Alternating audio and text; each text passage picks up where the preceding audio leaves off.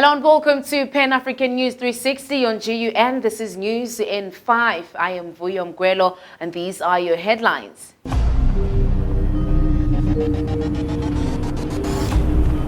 Ramaphosa speaks on literature and land. The BOEING 737 pays out families. UK Supreme Court rules against Johnson. Busa heads to court to stop a banking strike. And lastly, in sports, Amakosi rise to the top.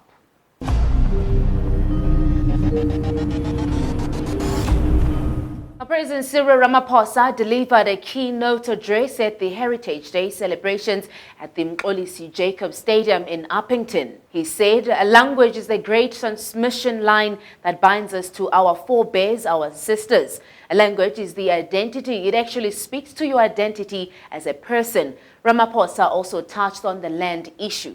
He said we must say it very clearly over history. Our identity as South Africans is closely linked to the question of land. And it is for that reason that we must say that land must be returned to our people, because that it is really what shapes our identity.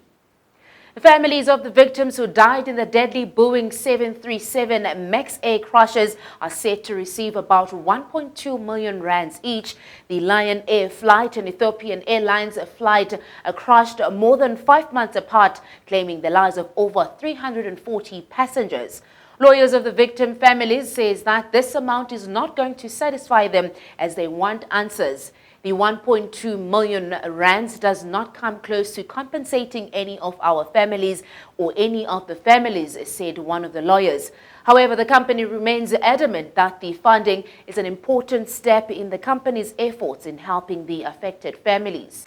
Now, the UK Supreme Court ruled on Tuesday that Prime Minister Boris Johnson did not act within the restrictions of the law when he advised Queen Elizabeth to suspend Parliament. The decision advised Her Majesty to prorogue Parliament was unlawful because it had the effect of frustrating or preventing the ability of Parliament to carry out its functions without reasonable justification, the court ruled. Business Unity South Africa is headed to court to challenge the strike by SASBA on Friday. The company is arguing that there is a lack of consideration for those who would be affected by the strikes. It said it will be small businesses that rely on cash that will be affected. A lot of people conduct their business online. We would like the strike to stop for everyone's benefit. Now, SASBA argues that the strike is to ensure that the banking sector does not continue with the retrenchments and losses of jobs, largely due to the digital era.